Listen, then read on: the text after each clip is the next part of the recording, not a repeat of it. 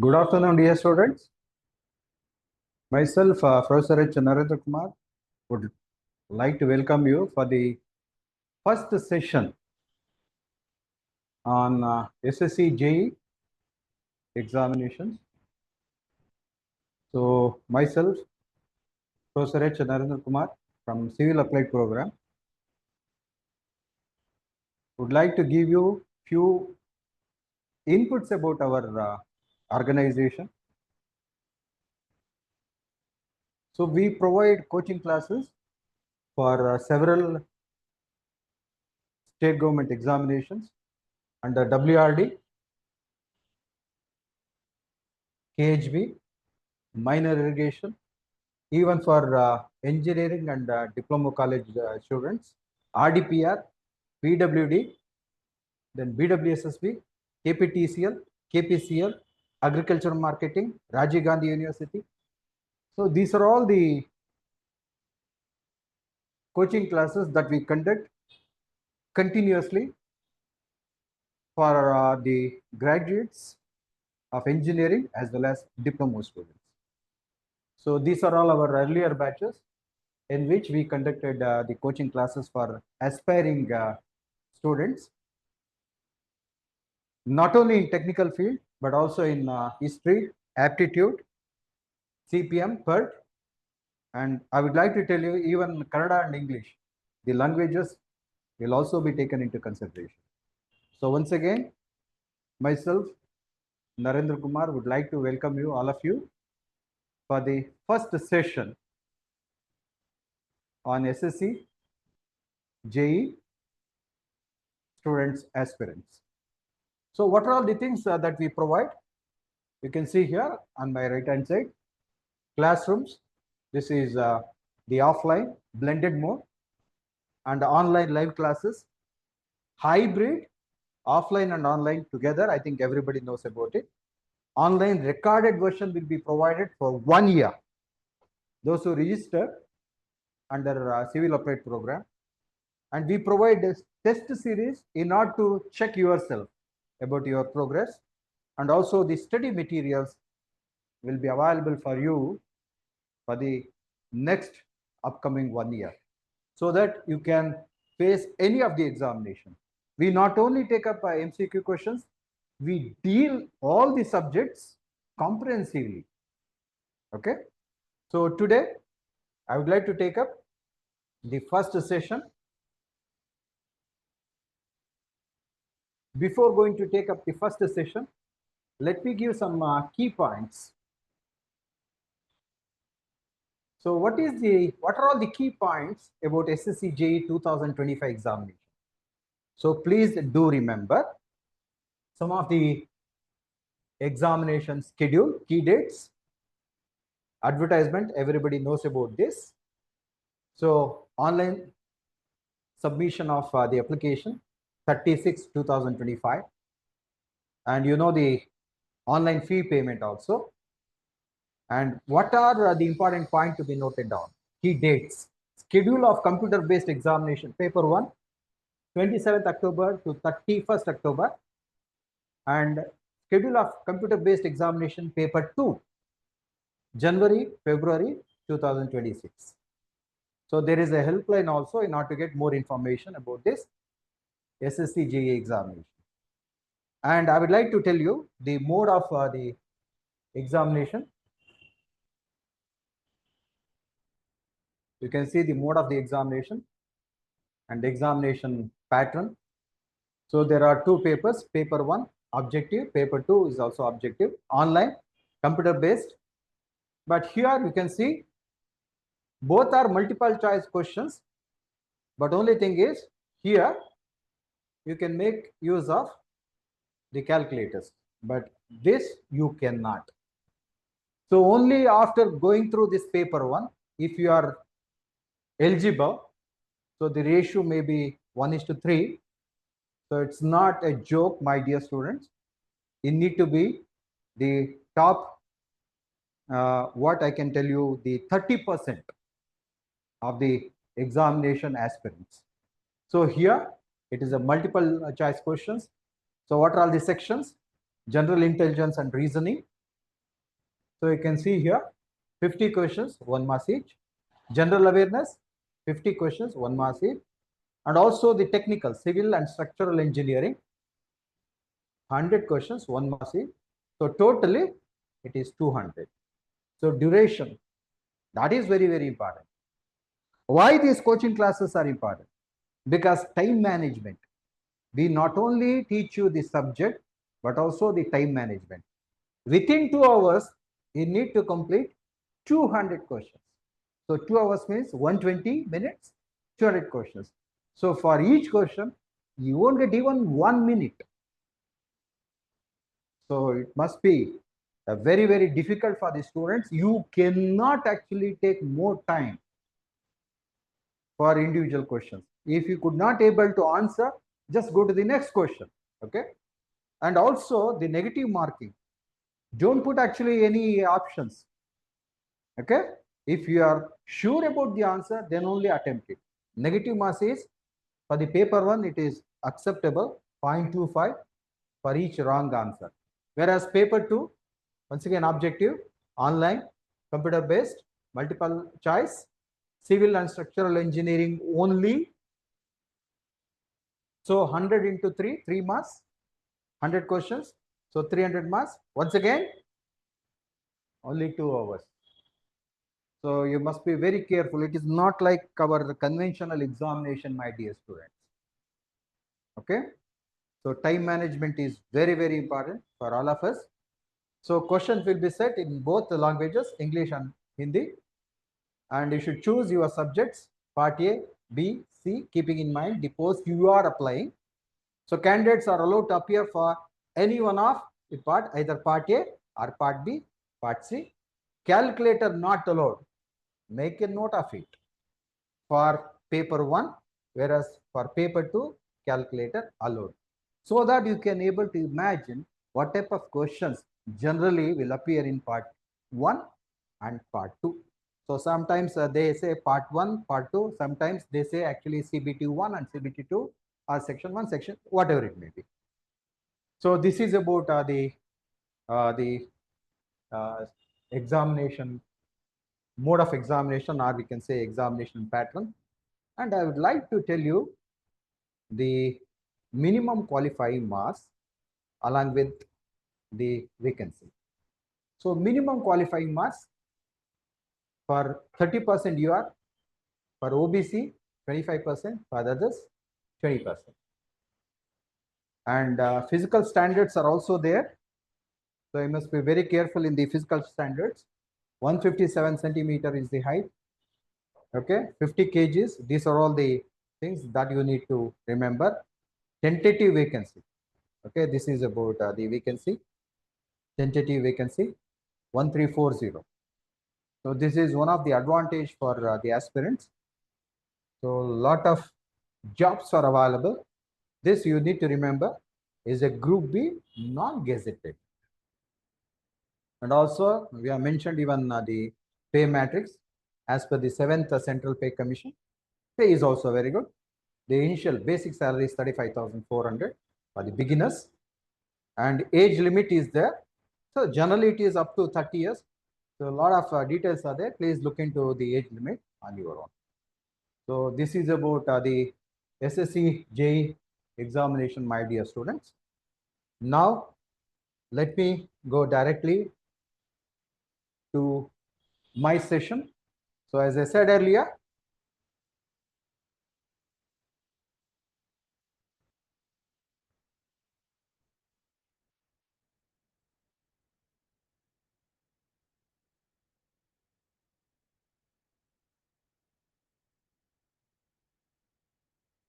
so once again, I welcome all of you to the first session on surveying.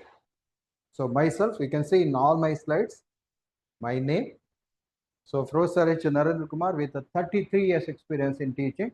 Let me tell you,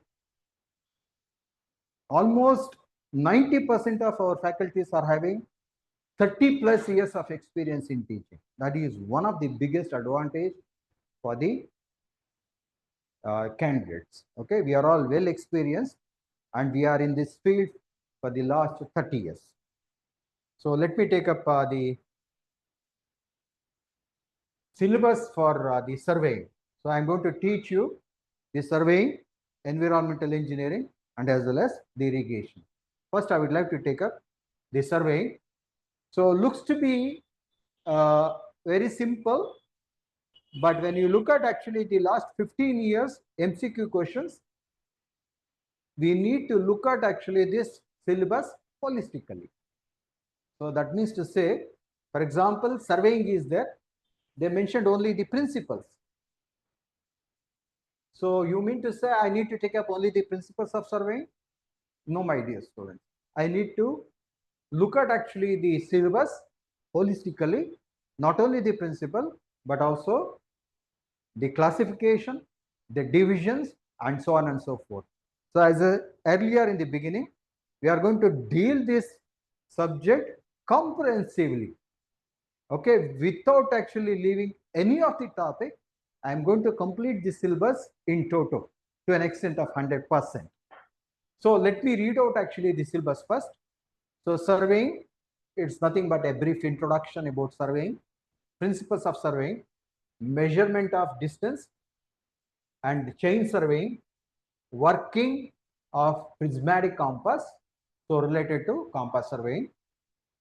So compass traversing, bearings, local attraction. You can actually feel this syllabus. Syllabus is not in order. Okay, we'll take up the traversing only after learning about bearings and local attraction. That's okay. So we'll get actually some information about the syllabus. So plane table surveying. So you can see actually they are keeping the conventional surveying as well as advanced surveying. Then theodolite traversing, adjustment of theodolite, leveling, definition of terms used in leveling, contouring, curvature and refraction corrections, temporary and permanent adjustments, dumpy level, methods of contouring. So the syllabus looks to be FSR. So here contouring is there. Then they mention actually the methods of contouring after this curvature and refraction correction. No problem. So we'll take up actually the topics in series. Uses of contour map, tachymetric survey, curve setting, earthwork calculation, that is the ultimate computation of areas and volumes, and advanced surveying equipment. Looks to be one single word, advanced surveying equipment, but we are going to deal it actually comprehensively. Okay, a 2-hour session is meant for advanced surveying equipment. So once again, my dear students, this is the syllabus for surveying.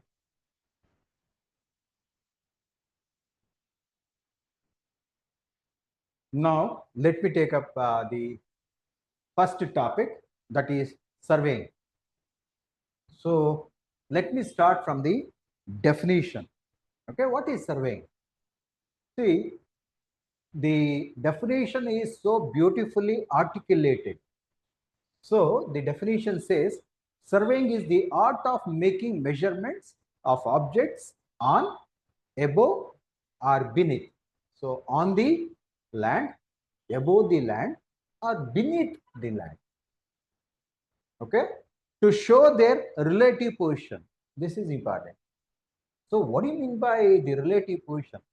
The relative position is nothing but a person staying in Bangalore. Okay, if somebody asking what is the distance of Mysore, he will say 140 kilometer. Is it 140 kilometer from all the cities? No, it is from Bangalore 140 kilometer. That is nothing but I am mentioning the distance of Mysore relative to Bangalore city. Is it 140 kilometer from all the places of Bangalore city? No. There is a zero chainage in Bangalore city. Okay, from there to zero chainage in Mysore city, the distance is 140 kilometer. Okay, so we need to actually observe that zero chainage. Where exactly it is zero chainage? Where is the starting point? It is there in front of Vijayanagar for Bangalore city. Similarly, for each and every place, there is a zero chainage. Okay, so that is why you need to remember while giving actually the definition for surveying, important points are nothing but relative positions. Why we are going to do all these things, measurements? So we are going to plot actually everything on a piece of paper by considering a suitable scale, right? So I will come back to that scale and all those things afterwards. So this is a comprehensive definition for surveying. Once again, let me read out. Art of making measurements of objects on, above, or beneath the ground to show their relative positions on paper. What is that beneath the ground? It's nothing but mine surveying. Okay, before going for mining, we do surveying, tunnel surveying. Okay, when there is a tunnel, for example, our metro projects in Bangalore city. So most of the time, metro runs in a tunnel. So how they are going to do? First of all, we need to do a tunnel surveying. So beneath the ground. So the relative position required is either horizontal or vertical. So once again, important observation. What is that important observation? Horizontal and vertical relative positions. See, always we look at actually each point on the earth surface, okay, in the horizontal plane and in the vertical plane. So that is what we say lat long. Not only that, what is that? Reduced level. Okay. So we are going to mention actually a point in 3 dimensions: horizontal, latitude and longitude, and as well as the reduced level with respect to a reference benchmark. Is it not? So relative position is not only the, for example, I said 140 kilometers Bangalore city, Mysore city from Bangalore. It is only horizontal distance. What about the difference in elevation? For example, if somebody asks you what is the RL of Bangalore city, we say on an average it is 940 meters above mean sea level. So what is that mean sea level that I am referring? It is actually in front of the Gateway of India. Okay, there is a zero benchmark, mean sea level. Is it constant? Once again, it is questionable because sea level is not constant. There will be undulation. So how they are going to keep that zero RL benchmark? It is based on 40 years data. Taking 40 years data, okay, we are going to refer a datum point, datum surface. From there, all the elevations are being measured. Okay, so here we learned about the definition part and also the meaning of relative position.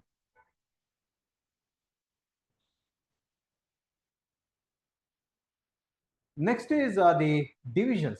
What are the primary divisions of surveying? Okay, classification is different, division is different.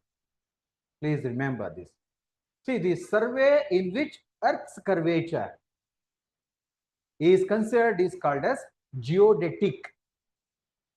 Geodetic surveying, and the survey in which Earth's curvature is neglected is nothing but called as plane surveying. So this is an important point. Okay, let me give a star rating for this, because when you look at actually the MCQ question, one question will be there on this geodetic surveying. If you look at MCQ, I will take up MCQ after my this lecture. Okay, I will show you lot of question will appear on the geodetic surveying. Once again, I repeat, what is geodetic surveying, my dear students? So when you consider Earth's curvature while conducting actually the surveying, then it is nothing but geodetic surveying. What is the geodetic surveying? It is nothing but curvature of the Earth. Earth is a spherical body. It is not true spheroid. Okay, it is having actually called as geoid. Geoid is a terminology which is being created in order to give actually explanation for the shape of the Earth. Okay, so using that terminology, we created this geodetic surveying, geodetic surveying. And if the Earth's curvature is neglected, then it is plane surveying.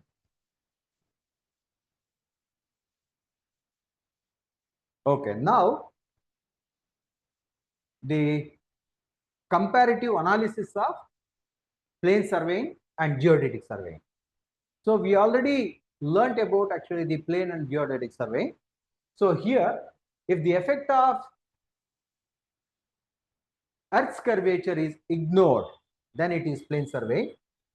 If curvature of the Earth's surface is included, then it is geodetic surveying. This is the simple difference between plane and geodetic surveying. So here, Earth's surface is assumed to be two-dimensional. So it is assumed to be plane, two-dimensional.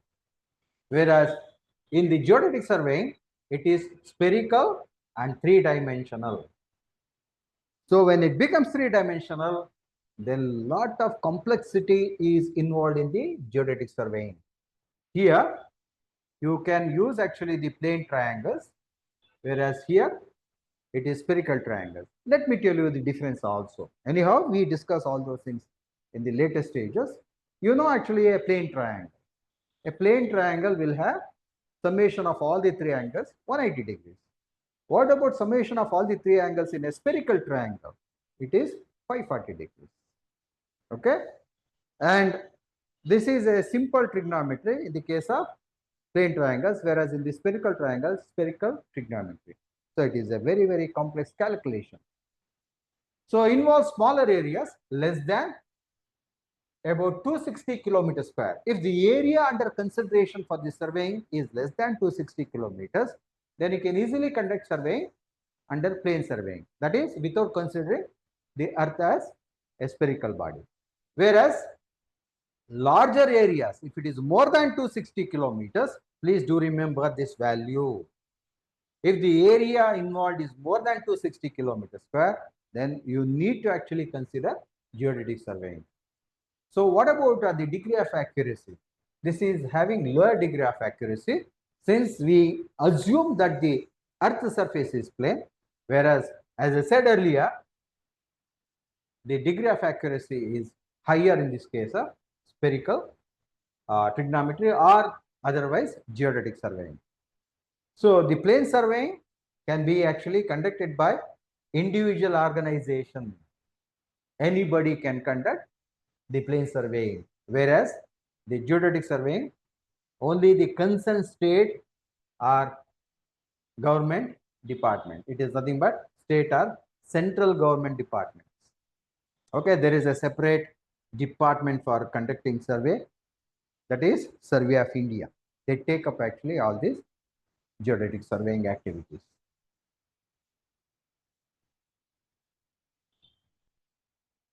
Next is, before getting into the details of the other topics, I would like to give you some information about plan or map. See, first of all, what is the basic aim of surveying? It is nothing but preparation of something over a piece of paper. Is it not? After actually gathering the information from the field using several instruments, what I am going to do? I am going to create an image of it on a piece of paper. Okay, it may be a plan or a map. Then what is the difference between a plan or a map? So a plan is a graphical representation. Please do remember, a plan is a graphical representation of features on or near the earth on a horizontal plane, and the scale is large. Okay, there is a separate topic only for the scale. Okay, so what is scale is large? Scale is small. So it is a relative comparative analysis, whereas map, this is orthographic representation. So features but differs from plan and hence scale is small. See, for example, what is that small and large? Let me give. For example, when you check actually the plan of your building, you can, okay, go and ask your parents, get the plan of the building where you are staying and look at the plan. The plan will have a scale of 1:50 or 1:100. Similarly, every house will have a map, India map or Karnataka map or a global map. So the scale will be in terms of 1:25,000, 1:50,000, 1:1,50,000, 1:3 lakhs. So as this value increases, then the scale becomes small. You got it? So small means not this value is taken into consideration. Then this is large, scale becomes small. Then what is that 1:50 that I am talking about? That is one dimension on the paper is to 50 dimension on the field. So it is the comparison between the dimension on the paper and dimension on the field.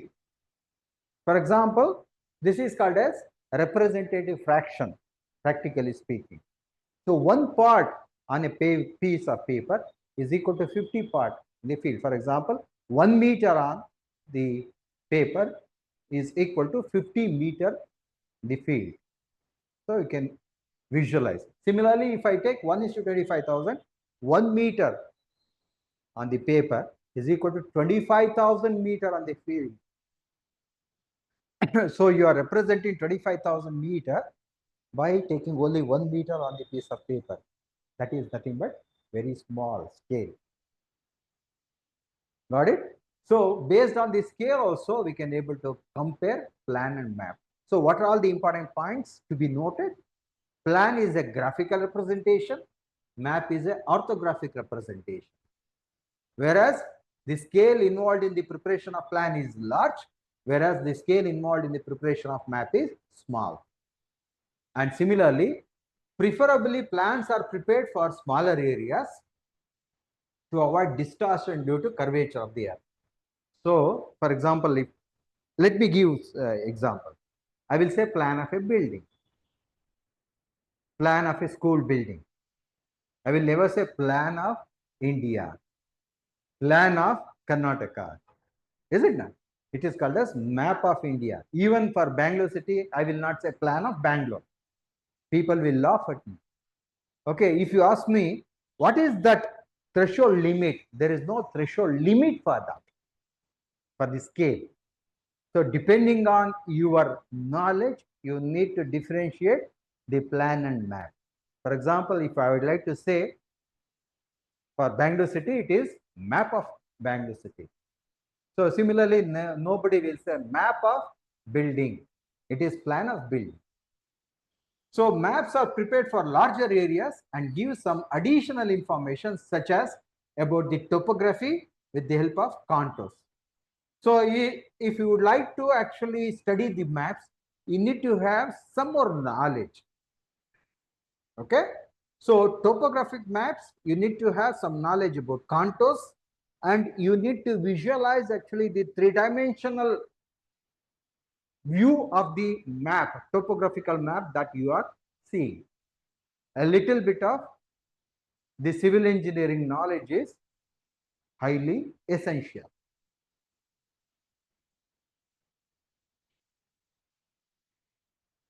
Okay, now I'll take up actually the classification in detail. So surveying may be classified based on the following 4 points. So one is nature of the field of survey. Second is objects of survey or objective of the survey.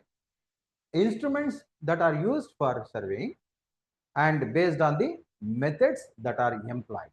So these are all the 4 points on which actually the surveying is being classified. Once again, let me tell you, divisions are different, classifications are different. Okay, you need to actually know the difference between these two. So let me take up one by one about the classification. So on the basis of field of survey, surveying may be classified into land survey, marine or called as hydrographic survey, and astronomical survey. So you can see here, based on actually the type of surface that we are going to conduct, it is being classified. If you conduct the survey on land, it is called as land survey. If you conduct the survey on water body, it is called as marine or hydrographic survey. And if it is for heavenly bodies, then it is called as astronomical surveys. See, let me tell you, don't get confused about astronomy and astrology. Okay. So using the heavenly bodies, we conduct survey, that is astronomical survey. Astrology is what we say Phala Jyotishya. That is different. Don't try to compare astrology and astronomy. Don't try to put actually astrology into astronomy. Okay. So what are all the further classification of land survey? So it can be classified into topographic survey, cadastral survey, and city survey. Let me explain in few points What is the topographic survey that I am talking about? Measurement of various points to plot natural features like rivers, streams, lakes, hill, forest, as well as man-made features like roads, railways, towns, villages, canals. So all features, natural as well as man-made features, are taken into consideration in the preparation of or in the survey, land surveys. Then whatever the survey that is being conducted is called as topographical survey, and the map which is being created under this survey is called as topographical maps. Next is cadastral survey. It is used mainly for marking boundaries of municipalities, states, and surveys made to mark properties of individual also comes under cadastral survey. Cadastral, it is nothing but marking the boundaries. It can be between the states and municipalities, but also for individuals. And the third one is city surveys. So in connection with the construction of streets, for example, if you consider Bangalore city, what is there in Bangalore city? There are so many streets, water supply, sewage lines, all this falls under the city surveys. So once again, there are three divisions under land surveys: a classification, topographic, cadastral, city.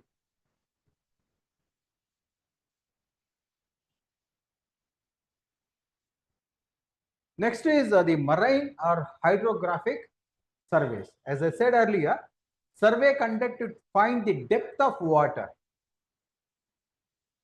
at various points in bodies of water like sea, river, lakes fall under this category. When you conduct actually the surveys for sea, then it is called as marine survey.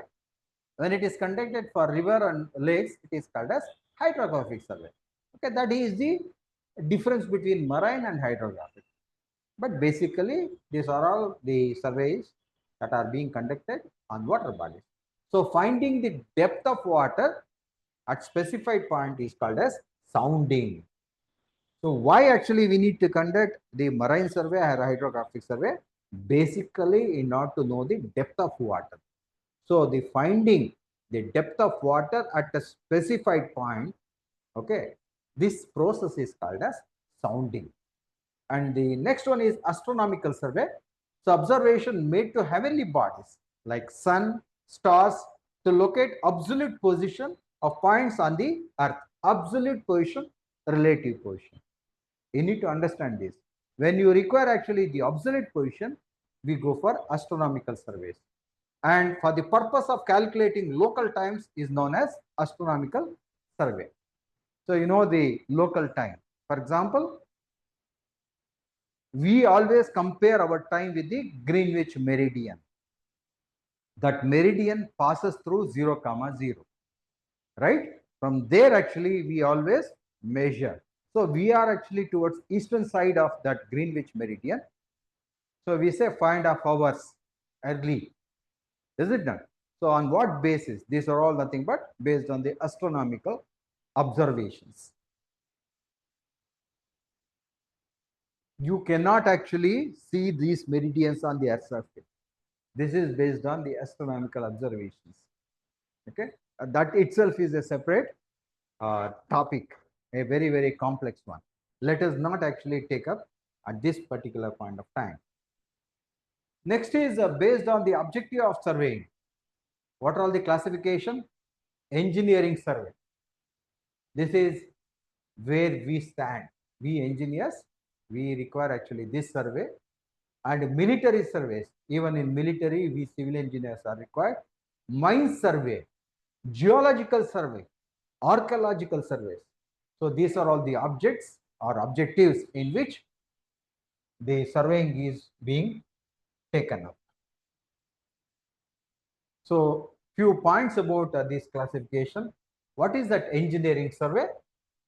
Why it is required? So this is a type of surveying. What for? To collect the data for designing of roads, railways, irrigation, water supply, sewage disposal projects, and so on and so forth.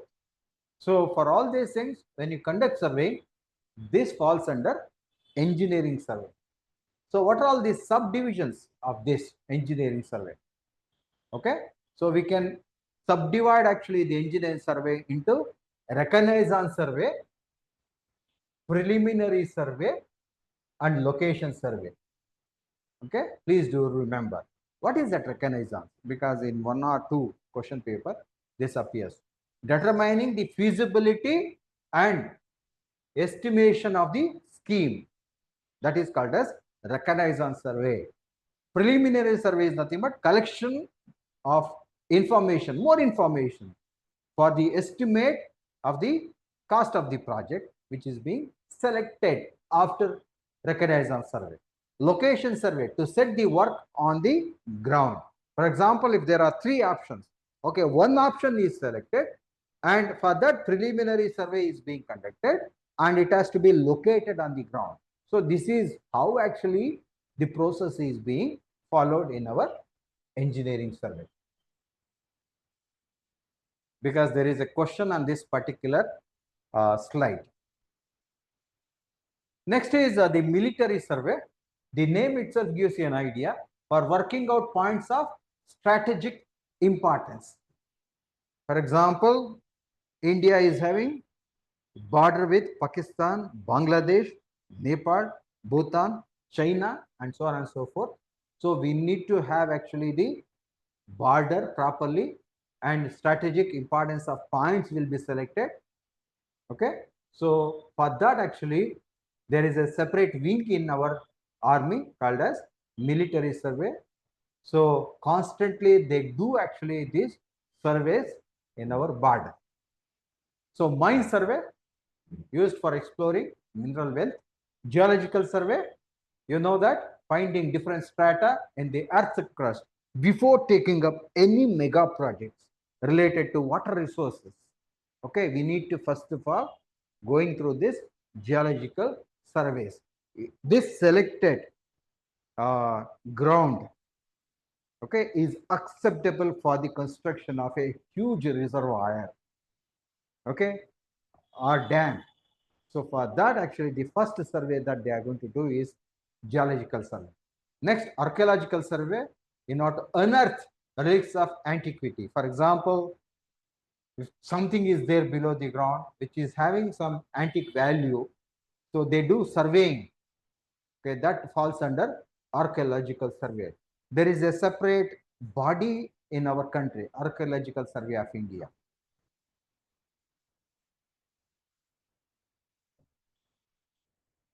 And further classification is based on the instruments that every one of us knows about these instruments. When you actually use chain for the surveying, then it is called as chain surveying. Similarly, compass surveying, plane table surveying, theodolite surveying, tachyometric surveying. Okay, these are all the instruments. Modern survey using electronic equipment like distance meters, total station, and photographic and aerial survey. Now you can also include under this category drone surveying. You know that actually nowadays drones are being used actually for conduction of surveys. Okay, so a lot of instruments, modern surveying instruments are being employed and used actually in the present day surveying. So we are come a long way after these conventional methodologies, but still we require the knowledge of our conventional instruments like chain, compass, plane table, theodolite, tachymeter, and so on and so forth. So based on the methods employed, so we are going to make use of two methods. Okay, one is called as triangulation, other one is called as traversing. You can able to classify this based on the terminology itself. Triangulation, that is nothing but entire area is divided into triangles. Okay, so why triangles? You can ask me why triangles, because triangle is the basic preliminary, the three lines in which we can able to actually conduct this survey with simple calculations. Okay, instead of taking actually the other shapes, triangle is the best shape for the conduction of the surveying. So that is why it is called as triangulation. So three angles. Traversing, it is nothing but there are two types: open traversing, closed traversing. So in the triangulation, control points are established through a network of triangles. So first of all, we actually have control points. Okay, horizontal control points as well as vertical control points, and they are being actually bound by the triangles. Okay, this is based on the principle of surveying, that is working from pole to part.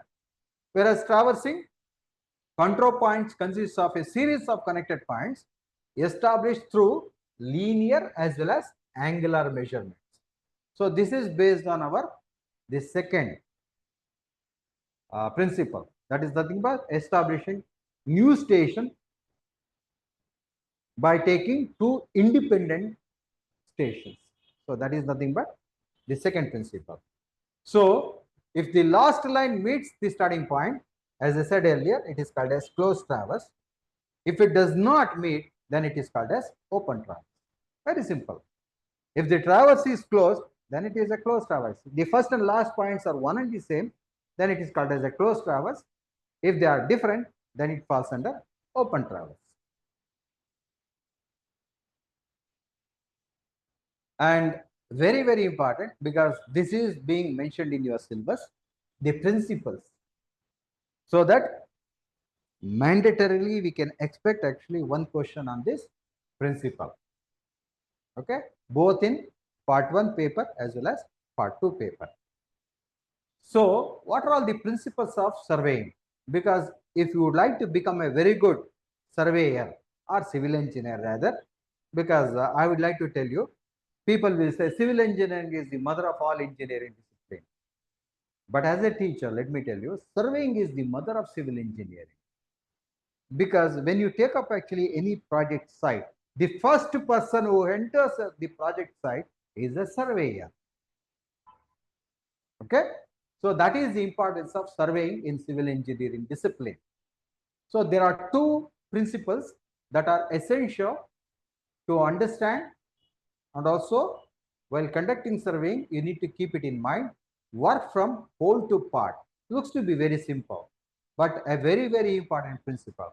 Let me actually look at the points that we need to remember under the first principle.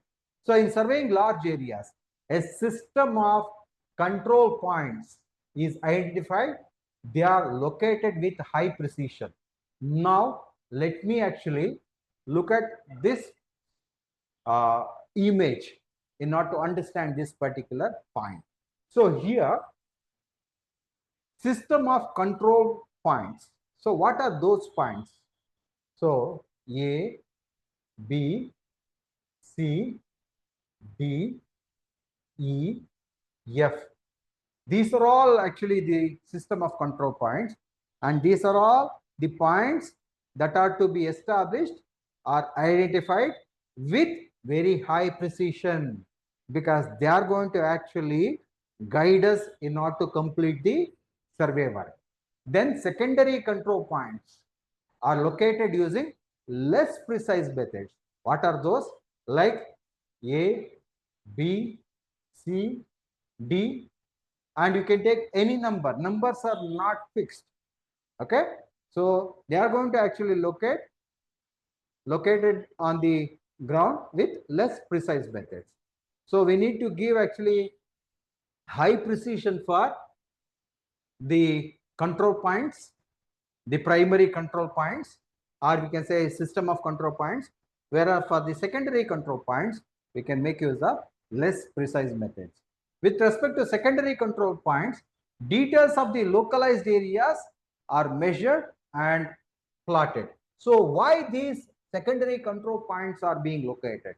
Because in order to localize the areas and measure, and also for plotting, because from the primary control points, okay, areas are away from the primary control points. So I need to locate actually the secondary control points in order to actually get into the nearest position of these features on the ground. So this is called as working from whole to part. So once again, I repeat, first we need to establish primary control points, then the secondary control points, not the vice versa, not from part to whole. It should be from whole to part. So the principle in surveying helps in localizing the error. Why? You can question me. Why actually we need to consider working from whole to part? In order to localize the errors. Otherwise, the errors will be great. I cannot actually control the errors. So you know that there are two types of errors, cumulative and compensative. Okay, when you conduct actually the whole to part, then the errors will be compensating, sometimes plus or sometimes minus, and they are localized to that particular place.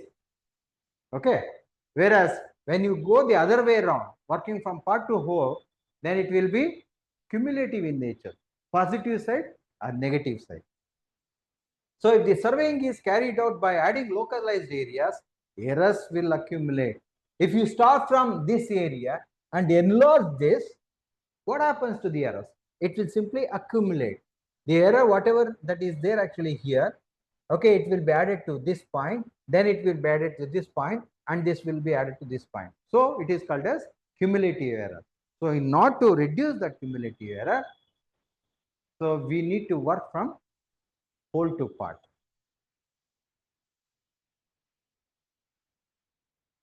Whereas the second principle, many of us will not understand the second principle properly. The second principle is also very, very important, my dear students. So first of all, read out properly, understand the principle. What it says, fixing position of new control points is the second principle. How you are going to fix the new control point? For example, see here, this is the new control point. How this is being fixed?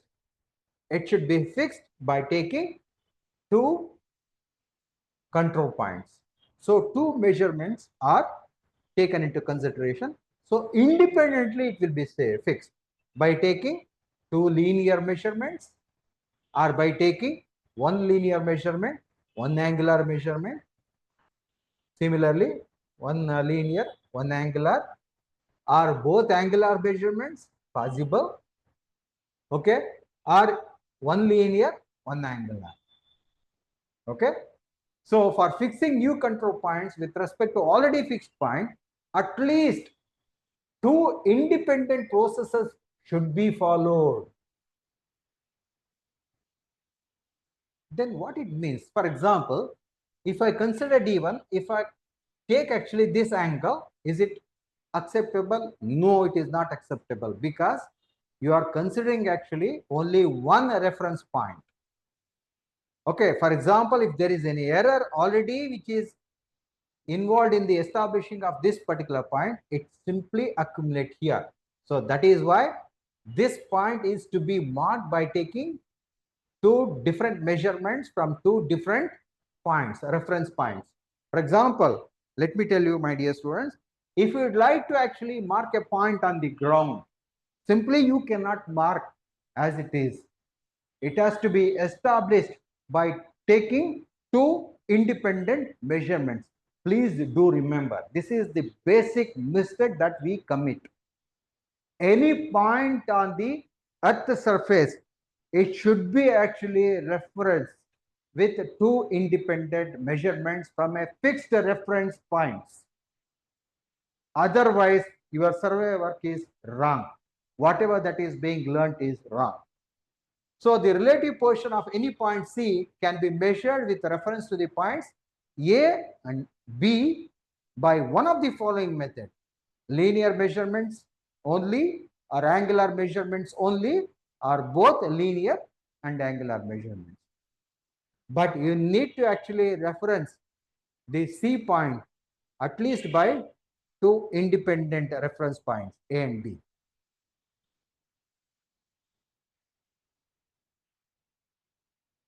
Okay, this is the end of my presentation. Now we learned something today, right? So let us analyze by taking into that MCQ questions. Okay, let me engage 10 to 15 minutes. Okay, please bear with me. I will go through some of the MCQ questions so that you'll get an idea about.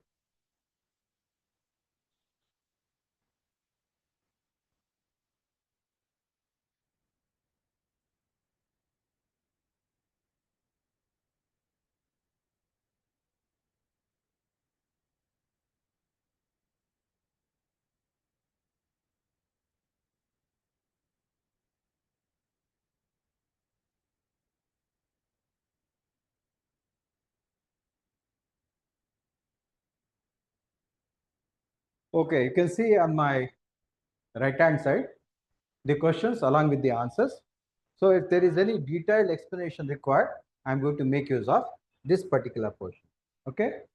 So let us put our knowledge into test. Whatever we learned actually in the first chapter, it is something like an introduction to surveying along with the principles of surveying with divisions and a classification. So here they talk about actually the offset. Limiting length of an offset does not depend on. Okay, everybody knows about actually the offset. What is an offset? You know that offset is the lateral distance. Okay, offset is nothing but lateral distance of an object or ground feature measured from a survey line. Okay, the limited length of the offset depends upon. So what are all the factors which influences the limiting length of an offset? So upon accuracy of the work, method of setting out perpendiculars, scale of plotting. So three most important point to be noted down. So it is nothing but accuracy of the work is also one of the factor that influences the limiting length. Method of setting out perpendiculars is also one of the method that we are going to apply. For example, you know that how we are going to set out the perpendiculars using actually the simple 3, 4, 5 method, or making use of actually the instruments like cross staff, optical square, prism square, so on and so forth. So those are all the methods that are used actually to set out the perpendiculars, and the scale of plotting is also very, very important. Okay. So these three are the factors which influences the limiting length of the offset. Okay. It does not depend upon indefinite feature to be surveyed. So indefinite feature to be surveyed is not at all. That is not at all a factor which influences the limiting length of the offset. So the answer is D. Okay, because limiting length is depending on these three, whereas it is not at all depending on the fourth point here. So this is taken from 2008. You can also visualize from where exactly we are taking all these MCQ questions. So it's not a joke, my dear students. Okay, there is a lot of background preparation is required in order to conduct all these classes. So 2008 means how many years back? Almost 17 years back, question papers are being reviewed and taken into consideration. Okay, that is the effort that is being used actually in the preparation of all these MCQ questions with proper answers.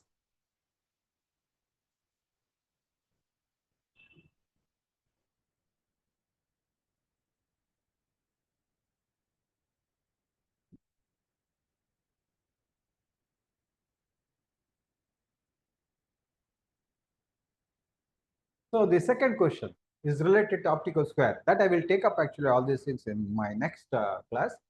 So the construction of optical square is based on the principle of what? I think you're all having the degree in civil engineering or diploma in civil engineering. I think you're all familiar with the optical square. It's a very simple instrument. So the construction of optical square is based on the principle of optical double reflection. It is called as optical double reflection. So in which two mirrors are placed at 45-degree angle and reflection occurred twice. So let me draw a simple sketch, the plan of the optical square. Okay, there'll be three openings, one opening here, one opening here, and one opening here. So this is where the eyes will be, the viewer. Okay, this is where actually the one ranging rod and here another ranging rod. Whereas there'll be a mirror which is placed at an angle of 45 degrees. Okay, so here a mirror is placed for the reflection. So whatever the light rays enters through this slit opening, it's the mirror which is slanted at an angle of 45 degrees. So it is reflected to this particular mirror which is provided vertically and goes through this sighting slit. This is the principle behind the optical square, my dear students. Okay, that I'm going to discuss in detail. So this is called as double reflection. So this is the direction of the rays. And you can see actually these two ranging rods, one above the other. When they are one above the other, they are in line, then I can tell you actually these two at an angle of 45 degrees. This is how they are going to actually erect perpendiculars or offsets, perpendicular offsets. Okay. So what is the, once again, the principle behind the optical square? It is nothing but optical double reflection.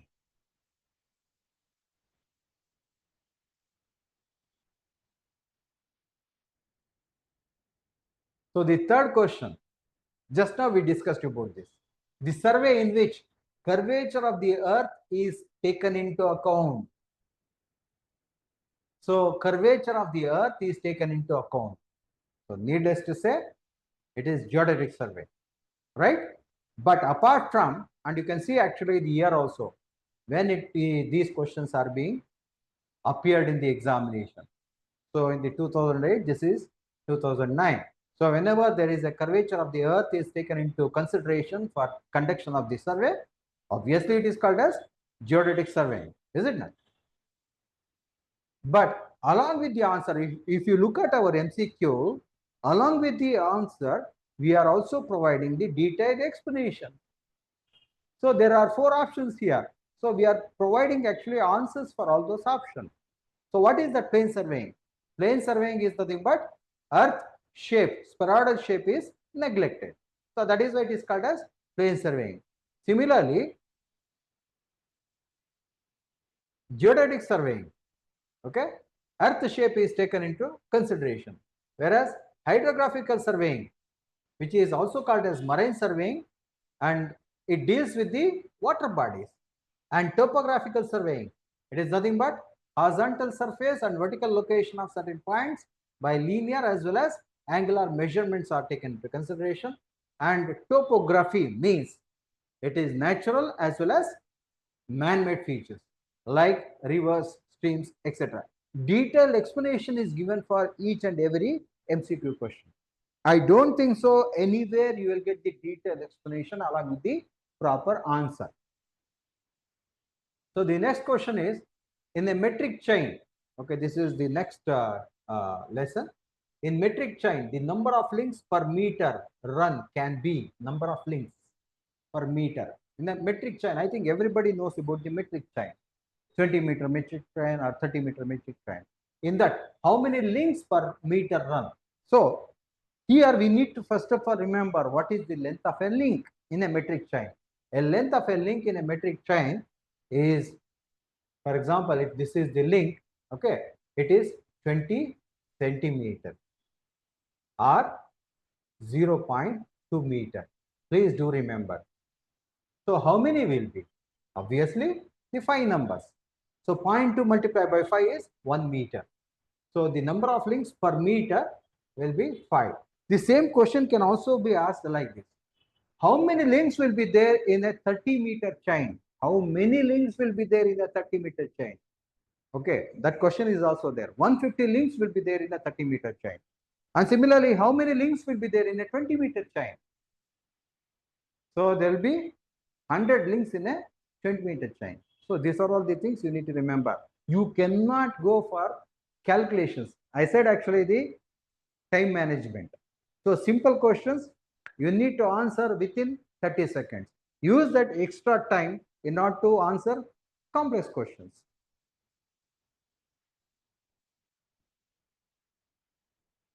And detailed explanation is also given here. What is metric chain? What are the lengths of metric chain? So as I said earlier, 20-meter length and 30-meter lengths are available. 20-meter will have 100 links, whereas 30-meter will have 150 links. The link length in a metric chain is constant. Okay, link length of a metric chain is equal to 0.2 meters. Keep it here. So number of links per meter run can be only 5. Similarly, I am giving you the explanation for other types of chain that are mentioned actually in the option. Okay, Gunter's chain or Survey's chain. So some more information for you. So Gunter's chain is also called as Survey's chain. Okay, length is equal to 66 feet. It is approximately equal to 22 yards. So the number of links are 100. Each link will have 0.66 feet in the case of Gunter's chain. Whereas engineer's chain, length is 100 foot. Number of links will be 100. Each link, okay, 1 foot. Whereas revenue chain, it is a different type of chain. Length is 33 feet. Number of links is 16. I would like to tell you some more information. Okay, whatever I know about Gunter's chain. So it is length is 66 foot. Okay. So when you keep actually Gunter's chain in L shape, okay, why it is called as Gunter's chain? Or why actually the Gunta, the name Gunta is used actually in our the agricultural field. So 66 feet, if it is kept actually in L shape, 33 foot here and 33 foot here. The area occupied by this is called as 1 gunta. Okay. If 40 guntas are added, then it becomes 1 acre. So what is the area under 1 gunta? So multiply this. Okay. So 33 multiplied by 33. So when you calculate, you will get actually the area 1 gunta. This multiplied by 40 becomes 1 acre. This is how actually the areas are being calculated.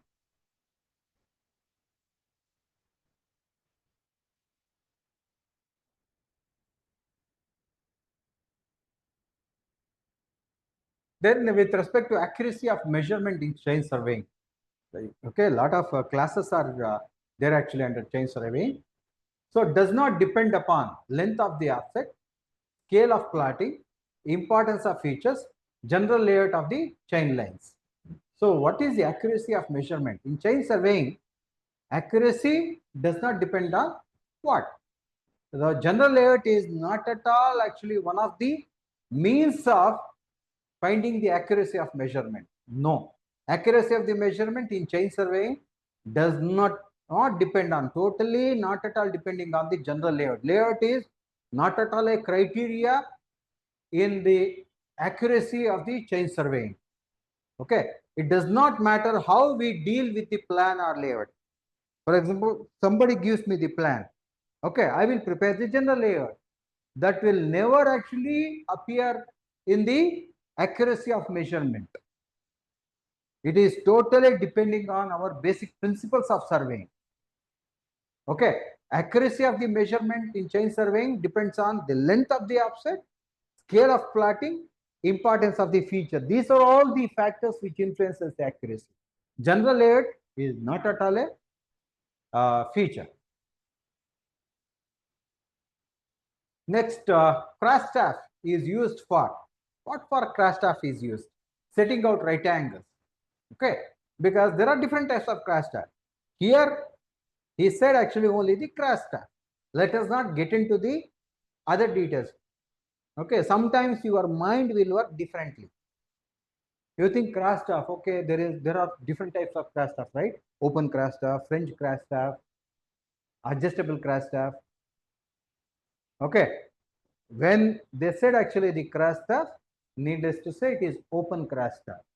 So open crash staff is used only for setting out right angles. So the answer is A. Most of the time students will get confused. Oh, crash staff means it may be French crash staff. In French crash staff, even 45-degree angles can be marked.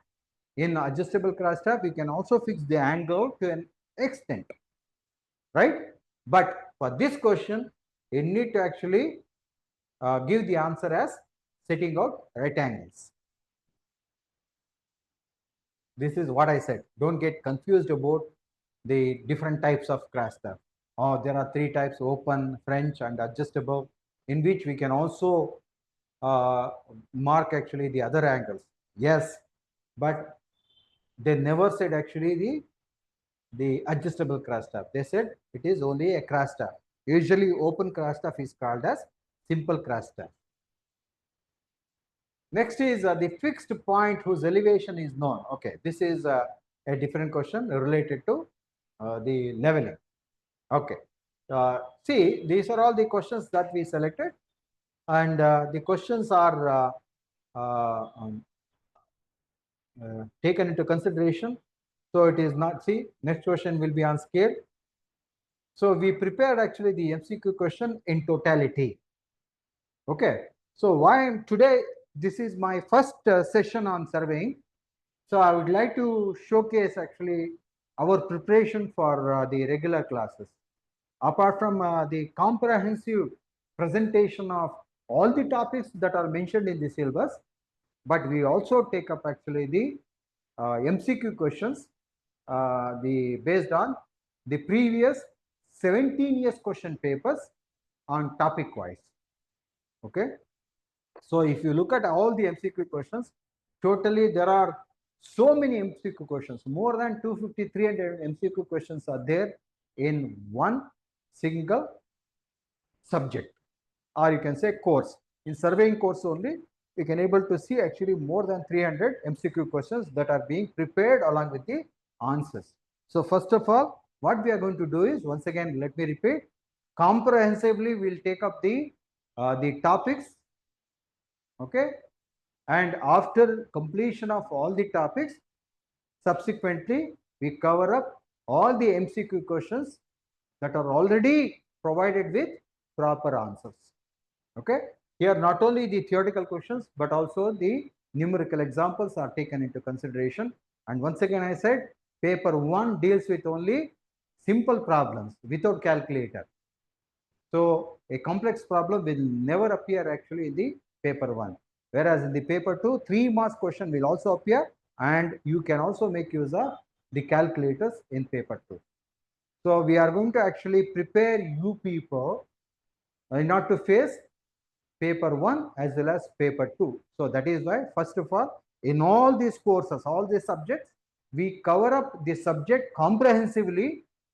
Okay, by taking some 15 to 20 hours of classes. After completion of the entire syllabus in totality, we will take up the MCQ questions. Okay, my dear students. So I would like to wind up my session today. Thank you very much for joining this session. Thank you.